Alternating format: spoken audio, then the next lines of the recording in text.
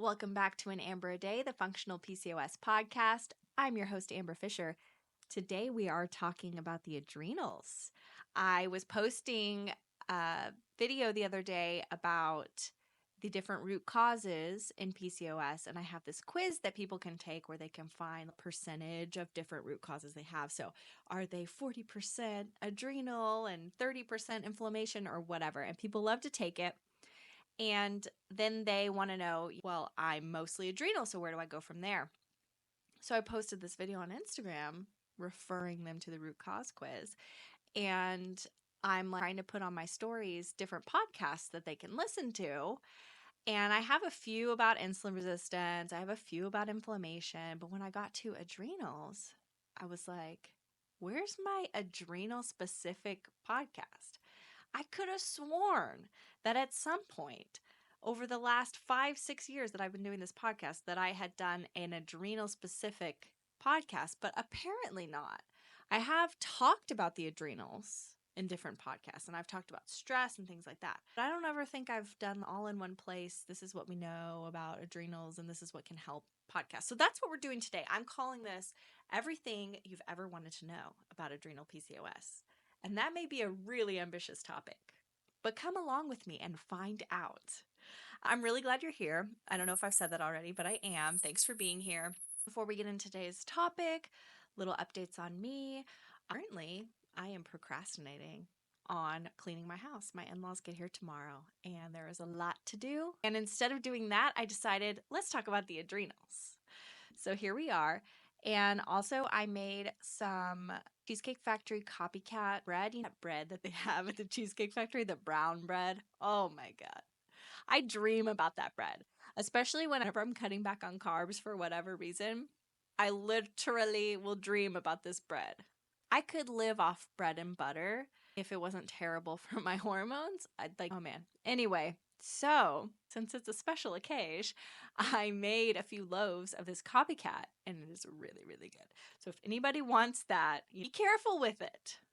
It's addictive. But if you want the recipe, let me know. I found a really good one. And this interesting thing about this bread is that it looks like it's rye bread, but it's actually not. There's cocoa powder in it to give it the color. Weird, huh? Anyway, the more you know. So honestly, that's really all that's up with me. The other thing that's going on with me that I just thought about is audition week for the next round of salsa dance teams. So I am actively auditioning, trying to get on the sophomore team, which is the second level up. In fact, they asked if we could audition for whatever team. So I just said I'm auditioning for varsity and sophomore because reach for the stars. There's no way I'm getting on varsity. I'm not ready. But I'm manifesting it for later. So one day you guys will come back and I will have a video for you of me dancing on the varsity dance team. Anyway, I'm trying to get on sophomore, so wish me luck. I will let you know next week if I ended up making it or not. Psych. I actually recorded this podcast a while ago, and the auditions happened weeks and weeks and weeks ago. And yes, I did make the sophomore dance team. So let's get into today's topic. We are talking about everything you ever wanted to know about adrenal PCOS. And I have notes, and I'm going to follow those notes and just be a good girl and not get off topic too much. So, first thing you might be wondering is, what are the adrenals? And if you're coming to an adrenal PCOS podcast, you likely already know what the adrenals are, but if not, here's what they are. So the adrenals are these little glands that sit on top of your kidneys, and they produce various stress hormones, cortisol being the major one. They also are the site of creation of some androgens. So DHEA is an androgen, and if you remember back from what we've talked about before, androgens are male hormones, right? So in PCOS, we tend to talk about testosterone a lot because most of us are dealing with high testosterone, but not always. Some of us are dealing with other androgens that are high, DHEA being one. So the adrenal glands are the site of creation for those hormones. They're also really key to our stress and energy balance. So if you've ever heard of something called adrenal fatigue, it's really a misnomer. because adrenal fatigue actually doesn't exist, but there comes a time with certain types of adrenal dysfunction where we might end up feeling super, super tired and drained all the time. And that's often described by people as something called adrenal fatigue. So, coming from the adrenals as well, it's an important place for reducing our stress hormones, but also helping us to have steady energy levels, which means that it's also connected to how well we sleep and all that kind of stuff. So, it's an important area. And the little glands are so tiny. It's amazing how much they can do. So, that's what the adrenals are. Now, why are we talking about adrenals and PCOS? Well, one of the root cause issues in PCOS is adrenal dysfunction. And there is a type of PCOS that tends to more heavily lean towards the adrenal type. What I've noticed over the years, and I think I've noticed this with myself as well, is that adrenal PCOS, there is a specific subtype of person that tends to be an adrenal PCOS person. They almost look a certain way and have a certain personality even. It's interesting. But a lot of us will go through phases where we are also more adrenally focused, or we have more adrenal issues. So, for example, with me, I started out my life as more of an inflammatory person, moving on to inflammatory and insulin, and then culminating finally, now that I am in my mid 30s and have gone through menopause and all of that. I had a hysterectomy, by the way, surgical menopause, in case you didn't know. So now that I'm through that phase, I am full on in mostly an adrenal PCOS situation.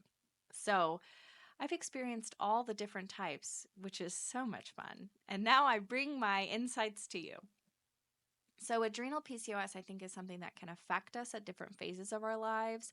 But some people are more, it's more their root cause than others. So a lot of us, the adrenal stuff develops over time due to different things that might happen or to long-term stresses on our bodies from the other root cause issues. But there are some people who start out this way, and there may be some different reasons for it. Of course, some of this, as with all things with PCOS, is unknown. So these are just, a lot of this is opinion and mixed in with different research and facts that I've pulled and all that kind of stuff. So, if you want to know how, let's say you have suspected before that you might be an adrenal PCOS person, or you've heard the term before and were curious if it applied to you, how would you find that out, or how is that measured or diagnosed? You're not going to go to a gynecologist or an endocrinologist, and for them, no one's ever going to tell you you're an inflammatory PCOS person or you're an adrenal PCOS person. That's not going to happen because they don't recognize these distinctions. There are certain subtypes of PCOS, or they call them phenotypes, that are recognized in research, but they don't always 100% correlate with the functional nutrition kind of root cause PCOS issues. So, but there is a type of person with adrenal PCOS who tends to be on the more type A side, or oftentimes really thin women with PCOS, I think, lean this way as well. And they will help you figure it out by running a few different labs. So, one of the things that they run frequently is something called DHEAS. And remember, I said that DHEA is an androgen, like testosterone. Well, DHEAS is the inflammatory form of DHEA. So when we have a lot of DHEA, oftentimes we will shunt that DHEA into DHEAS. And it might be useful for me to pause right here and mention that hormones occur in a breakdown process. So you don't just from nowhere make your estrogen or make your testosterone, or there's not like a little testosterone factory or a little progesterone factory, but I'm getting ahead of myself.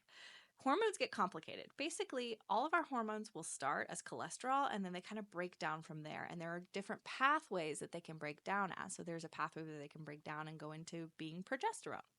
There's a pathway where they can go into being DHEA. There's a pathway where they can go into being testosterone.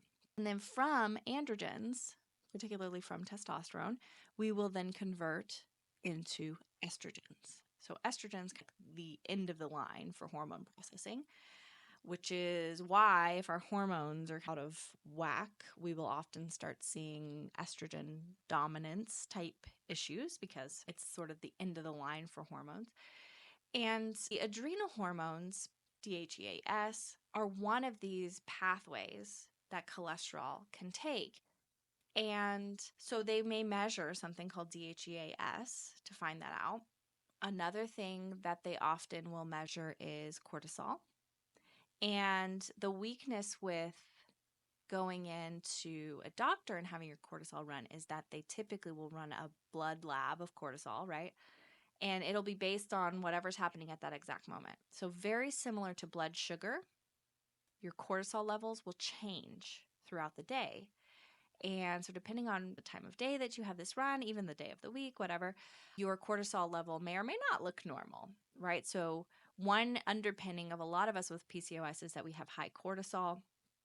We have imbalances with our cortisol, and it can be really difficult to actually elucidate that from labs because if we're just getting one marker, we may not be able to actually see that that's happening. So those are two big ones that are typically run. They also will run some labs like ACTH, which is adrenocorticotropic hormone.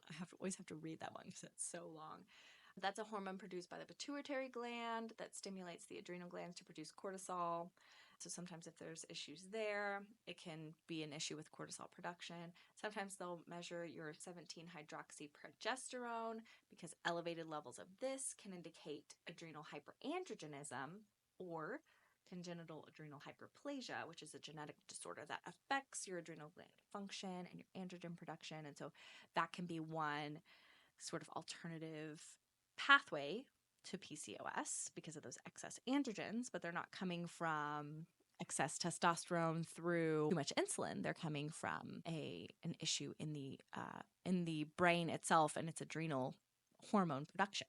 So what I'll tell you that I typically see as a nutrition professional is that people are coming in with DHEAS and maybe a singular marker for cortisol and not much else. They might be coming in with progesterone too, but progesterone can be all over the place depending on which form is run and what time of the cycle is run and all that stuff. So usually what I'm seeing is that they're ruling out anything really major happening with the adrenals, like anything that they can address from a conventional medical side by looking at DHEAS and cortisol and kind of seeing where we're at there, along with the other PCOS labs. And so one thing that I like to do, if it's a possibility for people, especially if they really feel strongly that the adrenals are part of their picture, is to run a cortisol rhythm test. And this is a saliva test that the cool thing is that because it's a saliva test, you can actually do it at home. They have home kits, and I'll link to one that I like to use a lot. But saliva, unlike for other forms of hormones, I don't like saliva for a lot of different types of hormones. But for cortisol, I like it because it can give you a better picture of what your cortisol levels look like throughout the day, because you fill these different tubes with your saliva throughout the day and it tells you how much cortisol is in your system. So typically cortisol is going to be higher in the morning, lower as the day goes on. And there's a rhythm to that. It's connected a lot to the cycles of sunlight and nighttime and all of that, circadian rhythms.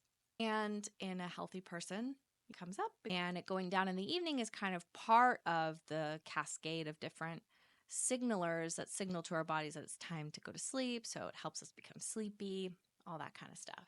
And oftentimes this testing can show issues with adrenals that other forms of testing have not shown. So wanted to mention that at the beginning, because if you feel like you're an adrenal PCOS person and a lot of this that we talk about today resonates with you, but yet you don't have a high DHEAS result or you don't have an abnormal cortisol result, that can be very discouraging. But as I've stated many other times before, when it comes to PCOS and hormone labs and things like that, they're not the end all be all. A lot of people come in and they're like, I don't have any issues with my testosterone, but I'm growing really thick hair all over my chin and my neck.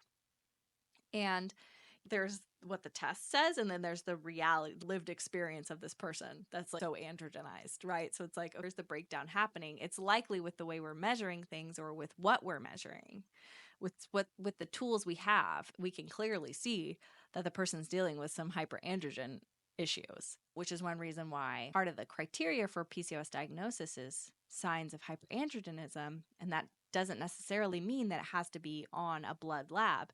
It can just be by physical appearance. So, anyway, that was a bit of a rabbit trail.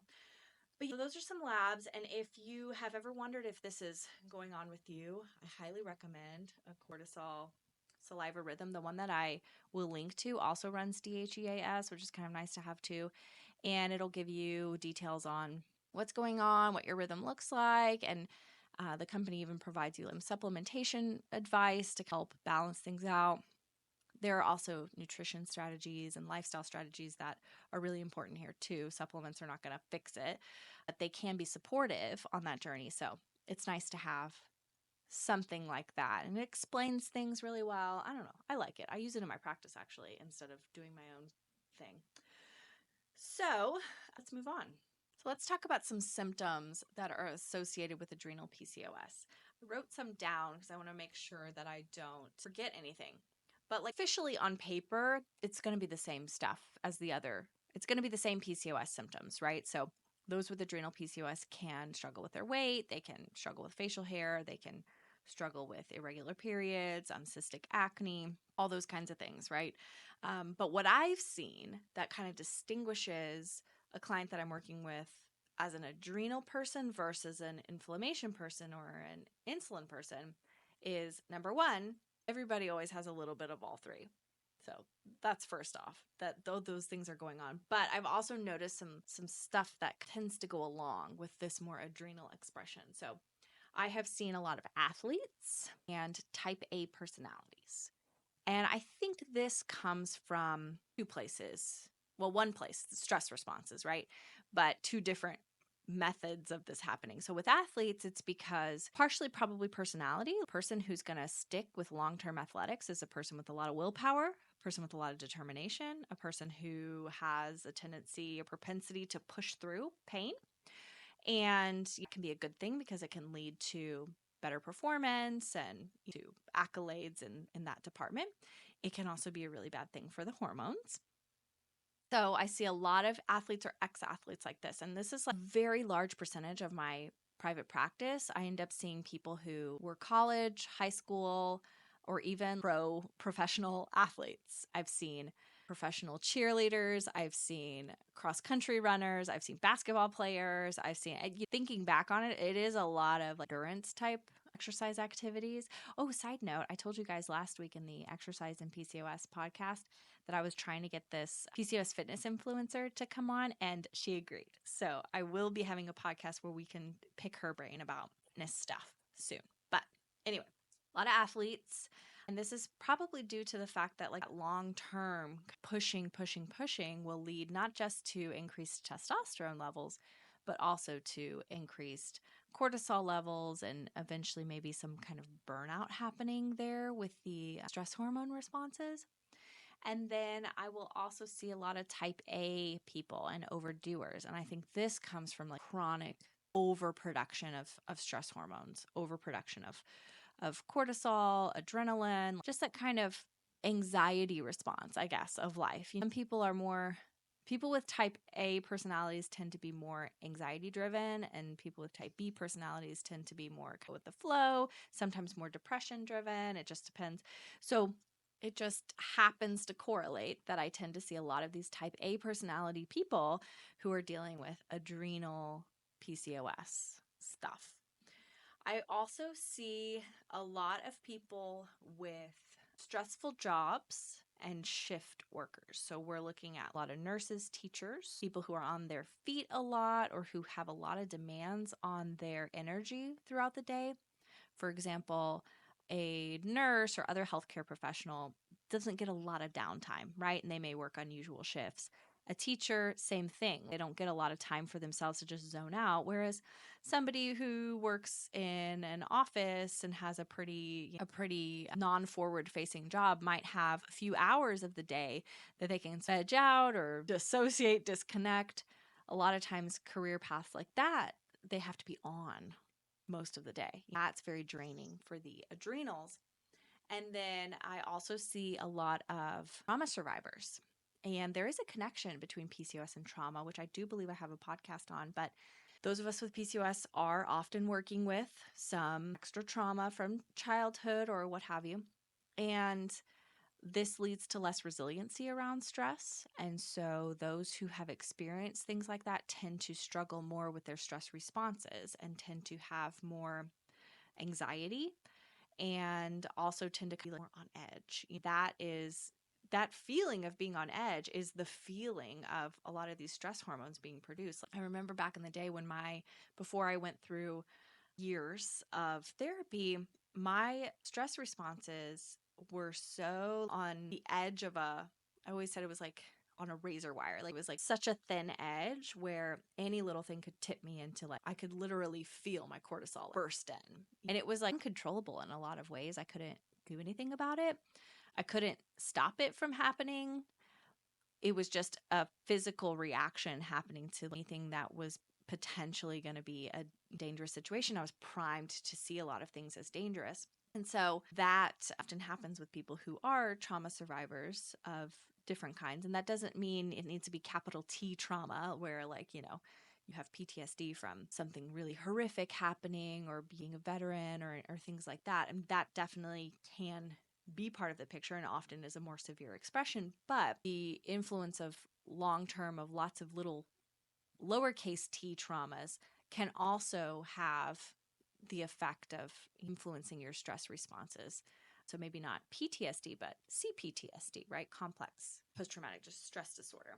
I also see, like I mentioned before, a lot of women who have thin PCOS. And this is thin PCOS is a really controversial topic, right? Because you can have adrenal PCOS and not be thin. You can have adrenal PCOS and still struggle with your weight. Cortisol can cause a lot of belly fat retention. And so that's definitely going on. But naturally thin women who then have PCOS, for whatever reason, I tend to see those two things connected with adrenal PCOS a lot.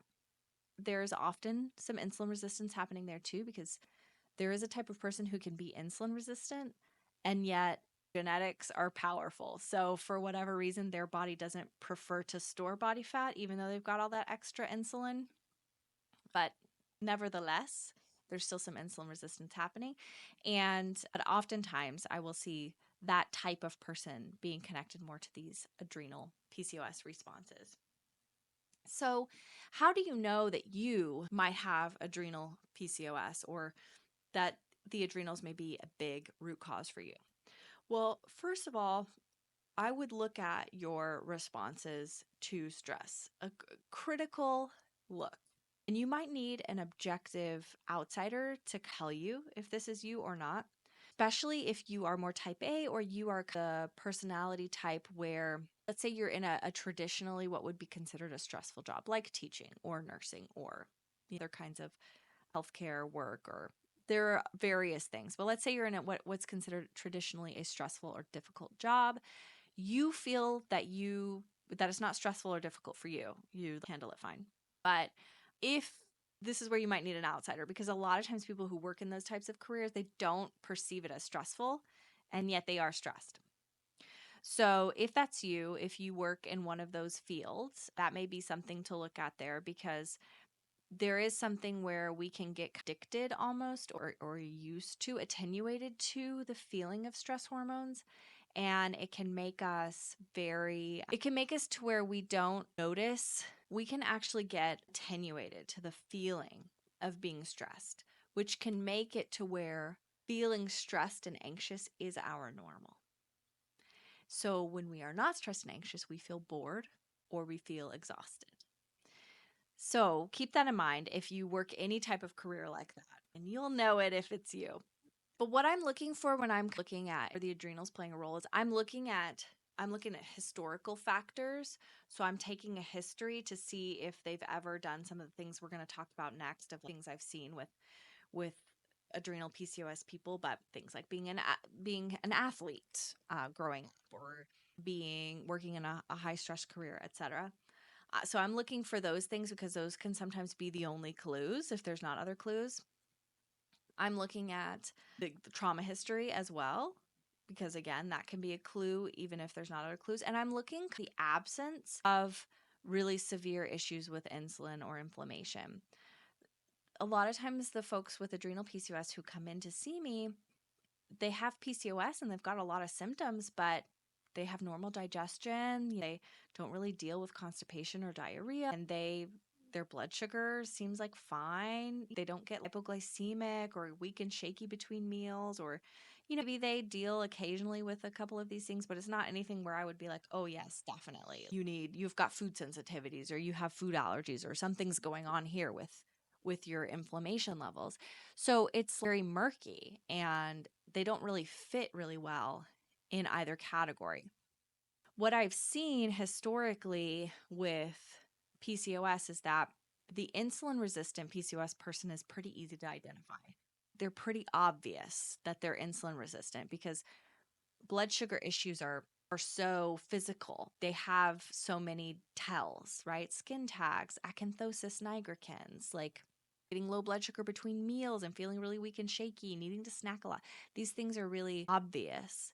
And there tends to be a weight issue when insulin resistance is a big part of the picture as well, because it alters cravings and things like that. Inflammation is also often really easy to spot because these people often have autoimmune conditions surrounding them, or maybe they have family histories of autoimmune conditions, or they have really awful digestion, or they know they have food sensitivities and food allergies. There's just a lot of immune stuff happening. And so that makes it pretty obvious that that's where we need to start. Whereas with adrenal PCOS, it's like nothing is really screaming except the fact that this person seems like they are probably under a lot of stress. And bonus points if they're under a lot of stress, but they don't realize they're under a lot of stress. So the single most, I guess, important factor for me as a functional nutritionist when I'm looking like, where should I go? Is this person adrenal or are they not adrenal?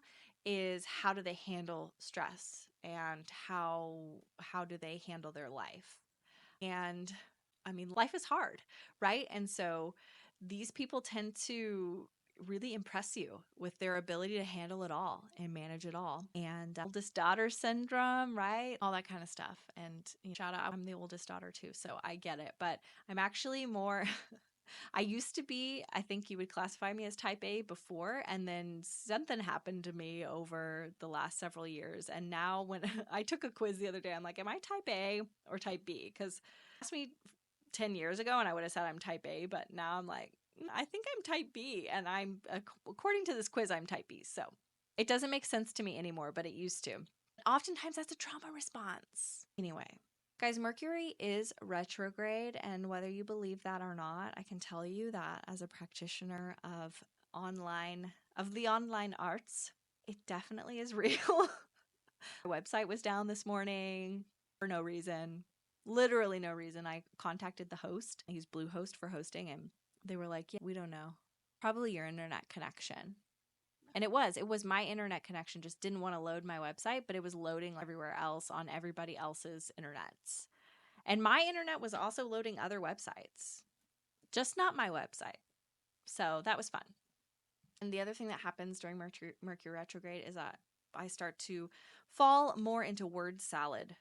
And that is definitely what's going on, even though I have great notes here. But anyway, I'm sorry. It's a little rambly today. So how do you know your adrenal PCOS? Well, how do you handle stress? Are you totally overwhelmed by your life?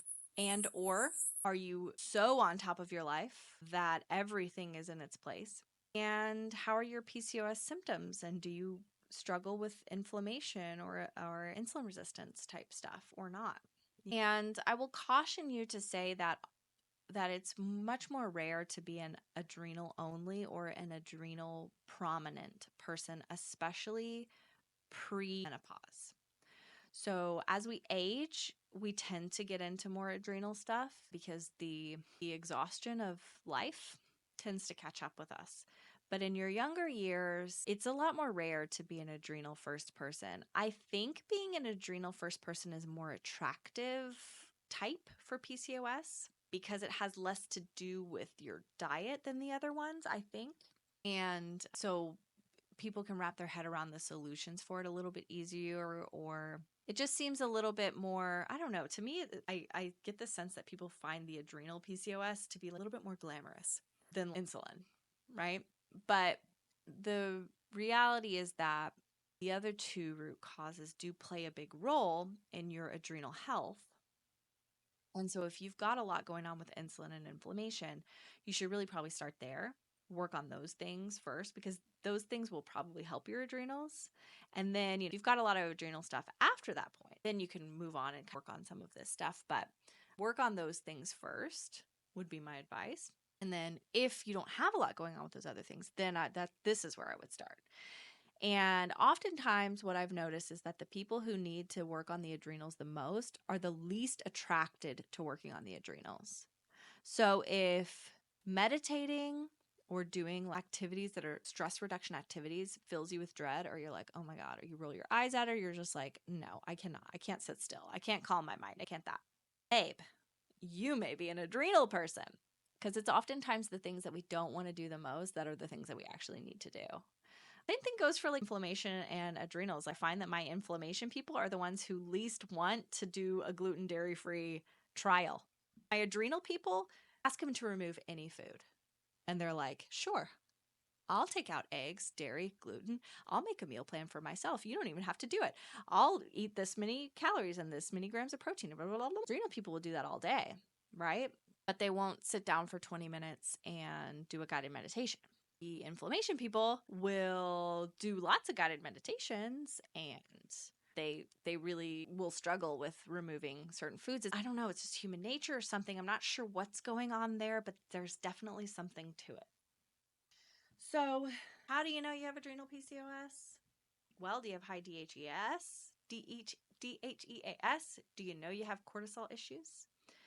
Some signs of cortisol issues would be issues with sleep dysregulation. So if you get a second wind at night and you get really like, you're sleepy at like 7 p.m., but then at like 10 or 11, you're like, bing, I'm awake, and you can't fall back asleep. So you struggle with sleep. Or if you get like really bad energy dip in the middle of the day and it's not connected to what you're eating, which is key. It's not connected to what you're eating. Then those are often signs of cortisol issues, which can be earlier stages of adrenal stuff. So that's how you know. And I recognize it's kind of hard to know, right?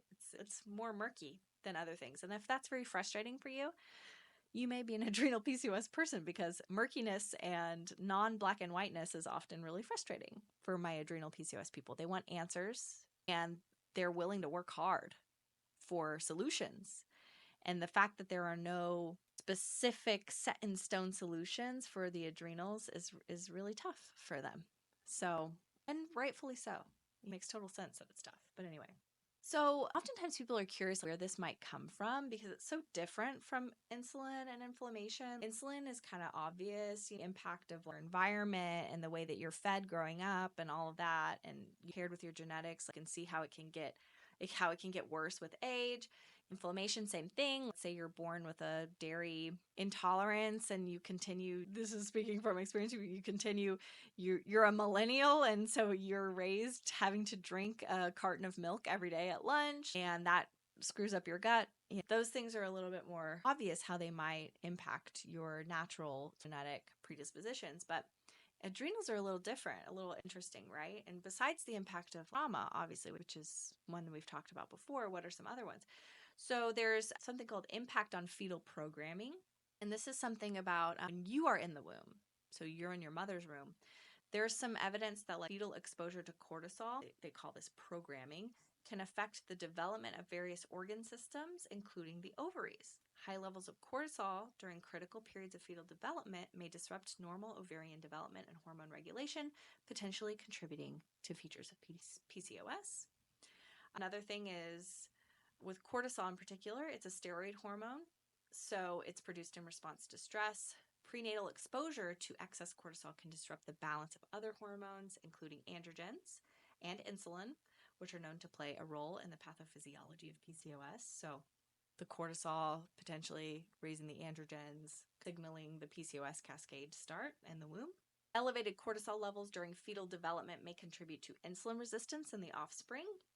Insulin resistance is a common feature of PCOS and is associated with abnormal glucose metabolism and hyperinsulinemia, which can further exacerbate the hormone imbalance characteristics of the syndrome. And then inflammatory responses. So cortisol has anti-inflammatory properties, and that is true. People always think it's super inflammatory, but it actually can be very anti-inflammatory when in the right amounts. But prolonged exposure to high levels of cortisol can lead to chronic low-grade inflammation. Inflammation is believed to be involved in the development of PCOS and its associated symptoms, including insulin resistance and ovarian dysfunction. So you can see how the other two root causes are playing a role even in the womb, right? But they're triggered by the start of that cortisol. And I wouldn't be surprised if a lot of women with PCOS, even when adrenals are not their main issue, are dealing with some influence of this from the womb. It brings me back to thinking about genetics and how we know that trauma responses can get passed down through different generations, right? So we're working with a really unhealed world right now. And I think my generation and the generations around my age, Gen X and below, have, and shout out to some of you baby boomers are working on this too. I don't want to leave you out. But a lot of Gen X and particularly millennials, Gen Z, etc., are really working hard on trying to stop the cycle of these sort of traumas and things, to stop passing down this stuff, these ill-adjusted ways of having relationships with others. But a lot of us are working with parents, grandparents, and other relatives who aren't working on that at all or don't know to care. And so if your mom was really stressed out during pregnancy because she was dealing with some trauma responses that she didn't even know, right? Or she went, there are many reasons why a mother could be exposed to a lot of cortisol, could have a lot of cortisol during pregnancy, but you can see how these things are, it's murky, right? And it could be part of the picture. So I just thought that was interesting. I thought I'd share that because we don't often talk about the influence of the womb on PCOS, but it definitely is there. And it'll be interesting to see more research on that because that's still a developing thing. There's not a lot of research on that, but interesting. So another question I get a lot about the adrenals is, how does adrenal PCOS affect fertility and menstrual cycles? So I've seen that my clients with adrenal PCOS tend to, especially around the time when they're trying to get pregnant, they tend to struggle a lot with getting pregnant even though they're doing everything right. So this is when I see people who are managing for inflammation, they're managing for insulin resistance, they're eating a perfect diet, they're taking their OPKs and they're doing all the stuff. And they're having, a lot of times these people have regular cycles and do ovulate, but sometimes not. But you're doing all the right stuff. They're very good clients. Adrenal PCOS people, if you would come work with me one-on-one, you're welcome to. They're very good clients. They always do what you ask them to do. They're the type of people who are like, give me a plan, I'll follow it, a lot of times. And unfortunately, with the adrenals, that sometimes following a big plan like that and having all these things that you have to take care of and all these little, it's such little surges of cortisol throughout the day. Waking up at 5 a.m. to take your temperature is a little stress on your body that negatively impacts fertility. So I find that oftentimes these are my clients who, they work really hard, and it's not until they give up on all the tracking and all the working hard and start eating a little bit more carbs and things like that, that they actually get pregnant accidentally. It's one of life's cruel jokes. So where I think we can account for this or measure for this or find a happy medium where you don't have to be like throw in the towel completely, is that you can add in specific stress reducing modalities to help with fertility. And this can go for also regularity with ovulation and regularity with menstrual cycles and reduction of PCOS symptoms too. So it's not just if you're trying to get pregnant.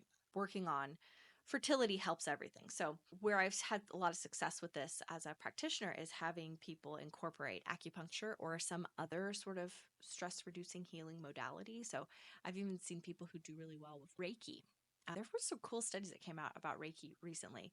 Lots of benefits from that, even though they don't know why. which we could get into at another time. But acupuncture, Reiki, even whatever is interesting to you, chakra healing, lymphatic massage, there's all these different modalities, but the thing they have in common is they're relaxing. And they give you like, an hour where you just have to be still and let yourself be pampered a little bit. And that's good for your hormones. It really is. And also, that's not to discount those modalities. There are other things to them. I'm a believer. Anyway, it's Mercury retrograde, so if I say anything out of turn and it sounds bad, I promise I don't mean it bad. Things come out wrong during this time. It's not not the best time probably to be recording a podcast. All right, I don't have a ton of time left on the timer here, so let's get into what we can do for adrenal PCOS. There are specific lifestyle and supplementation things that I like to use in practice that work really, really well for managing adrenal PCOS. So the first thing, avoid fasting. If you think even slightly that you might be an adrenal person, don't play with fasting. Just don't do it. It's just not going to be helpful. When we don't eat, if we experience stress during that time, our bodies will spike our blood sugar anyway. Because remember, we store sugar in our muscles and our liver. So if you are prone to you have a stressful job, or you're prone to little spikes of stress because you have anxiety or whatever, they're going to get triggered whether you eat or not. So it's much better to eat and give your body a little bit of that calming influence of starches can be very calming. Give your body protein, that can be very calming. Your stress responses are going to respond a lot better to that than skipping meals, especially breakfast. Please don't skip breakfast, and please don't drink caffeine on an empty stomach. That is so, so bad for your adrenals. If you're going to have caffeine, especially if it's going to be coffee or something like that, please make sure that you have it with a meal. It's just not good for your blood sugar, and it's not good for your stress hormones. Same thing goes for matcha is a little different. Like you're making a full-on latte and there's like milk involved, and that could be an okay breakfast. You put collagen in it and all that. But if it's just black coffee, please don't do that. Don't do that bullet coffee either.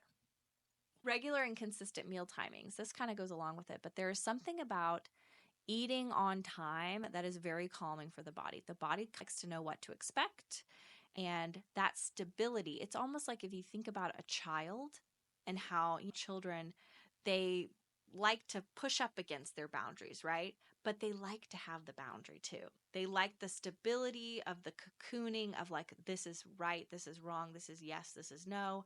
Let me play around with pushing those boundaries. I like the boundary. I like having boundaries, right? The body's the same way when it comes to food. Don't leave me hanging. When are we eating again? You know what I mean? The body gets stressed out when it's like, I don't know where my next meal is coming from or when it's coming. Because if you have a very sensitive constitution, you could interpret that as starvation or famine. And a lot of people think that those with PCOS are working with some real ancient genes that go back to lots of different famines, and that it might be some sort of response to that. So don't freak your body out by not ever letting it know when it's getting a meal. Try to have regular, consistent meal times within an hour every day. I usually, with my adrenal people, like to do 3 meals and 2 snacks, or at least 1 snack. But we're working with breakfast, lunch, dinner, and then maybe an afternoon snack. And yeah, that seems to work really, really well. And that's almost more important than what you eat, is that you are eating, if that makes sense. Now, if you've got a lot going on with your blood sugar and stuff like that, then there may be some modifications that need to happen, because you might find that that doesn't work really well for you. You start gaining weight or things like that. But if you're an adrenal person, it will work. If you work out, eat a meal after. And it doesn't need to be a big meal, but eat something with protein at least, preferably protein and a little bit of starch after a workout. If it's just like lifting weights at the gym for 45 minutes or the elliptical or something, just a protein shake will suffice. If you do something like, I dance, or I was talking to a client today who plays tennis, if you do something more intense like that, then a little mini meal is probably better. That's going to help bring your cortisol levels down. So that's really key. If you get stressed out, you feel that ping of stress, right? When you feel that anxiety or that little feeling in your body of your stress hormones rising, do some exercise. It doesn't need to be anything crazy. Go walk around the block, do some jumping jacks, do some push-ups in place. Anything you can do to get your heart rate up and then let it calm down. That will help your stress responses come down quicker. It'll also burn up some of the sugar that you're automatically going to release in response. Remember that our body releases sugars when it gets stressed because it's to give you energy to flee. And a lot of times what we do is we just sort of internalize it and we just sit there still but it's very similar to when you're going to give a speech or something like that and you just want to pace. Well, your body, when it gets stressed, it wants to pace, it wants to jump, it wants to move, it wants to use that energy, and it'll help your stress hormones come back down faster if you indulge that. So even something they taught us in my master's program was to shake. Animals will shake after they're like, you'll see an antelope and he's like from a lion, and then once he's safe, he just like shakes and then he's back to normal, and you're like, what? That shaking calms the nervous system. So it can be very effective for cortisol. Make sure you balance your blood sugar. I won't go into a lot of depth on that because I talk about that all the time. Listen to any of my podcasts that even remotely concern insulin to find out how to balance your blood sugar. But blood sugar also helps prevent so many spikes, right? And that's going to help as well. And then make sure you're also looking more deeply at the base of the pyramid. Remember the priority pyramid I talked about a couple weeks ago? Make sure you're addressing remember that the adrenals are in the middle. And so often there's deeper stuff going on with the gut or the immune system and even the cellular health, so nutrient deficiencies and things like that. So make sure you double check there with your diet and pay attention to your gut health and all of those things. Because if those things are not balanced already, you may be to the point where you already have them balanced and whatever, and that's fine. Work on your adrenals. But if those aren't balanced, you really need to work more on that stuff, because working on the adrenals is not going to be as effective for those things. It will help, but it's more effective to do it the other way around, if that makes sense. And then besides those things, those are the major things that I would have you do from a lifestyle perspective. The other things that I would suggest doing if it's in your budget is incorporating at least one other alternative healing modality that's very relaxing. So this could be anything so lately I've been going to a sauna studio, which is not budget friendly. I'm probably going to have to cancel it soon, but oh my God, it's so nice. I get my detoxification out of the way, so it serves a purpose, because I know you want it to serve a purpose, but it's also just so relaxing because it's like 45 minutes to yourself in a warm room. Even better though, if you can do something where it's another person kind of showing you love and care and attention, because there's something about that exchange that's really healing. So Reiki, acupuncture is the one that actually has scientific evidence behind it, a lot of scientific evidence behind it. But I think you get a similar effect from a lot of these different things. So if you're trying to get pregnant, acupuncture. Don't just acupuncture, do it. But if you can go do something like that once a week, and that is going to help you so much. And I know it doesn't seem like it will, but it absolutely will. The other thing is, if possible, daily meditation is really going to help reprime those stress responses. I know that seems so overwhelming when you have adrenal issues, because it's kind of scary to have to sit still with your thoughts and all that. So one of the things that I typically recommend are these guided meditations for PCOS. It's not me. I didn't make it, although in one of my courses there is a guided meditation for PCOS in my functional PCOS course. But this is another mind-body practitioner who specifically has made all these really nice guided meditation series for PCOS.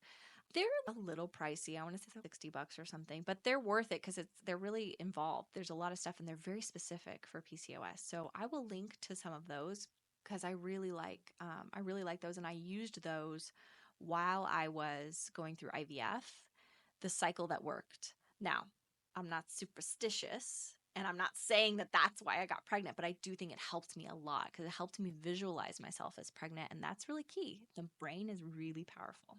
So something like that every day. It doesn't have to be a PCOS guided meditation, but if you struggle a lot with meditation in general, a guided meditation is going to be very helpful because it's going to tell you what to think about rather than you having to just sit there and try to clear your mind.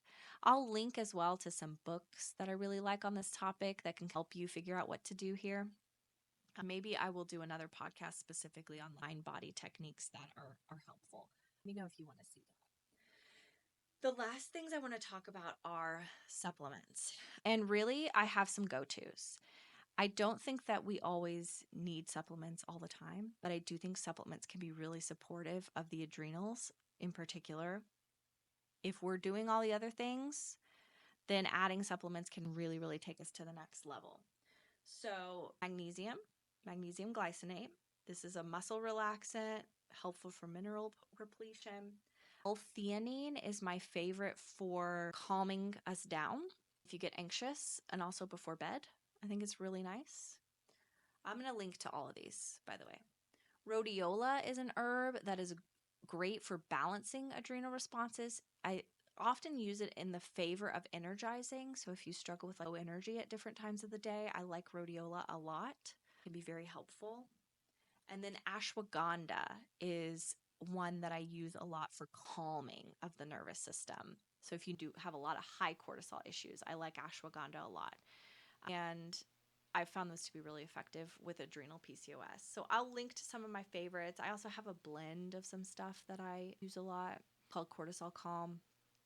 But anyway, we can go into more in depth on any of this stuff if you guys didn't get all your questions answered. So let me know. But that's all I have for you today on the adrenals. I hope it helps, and or at least I hope it kind of gives you some new information to think about on your own journey. So thanks for being here today, and I'll see you next week. Bye.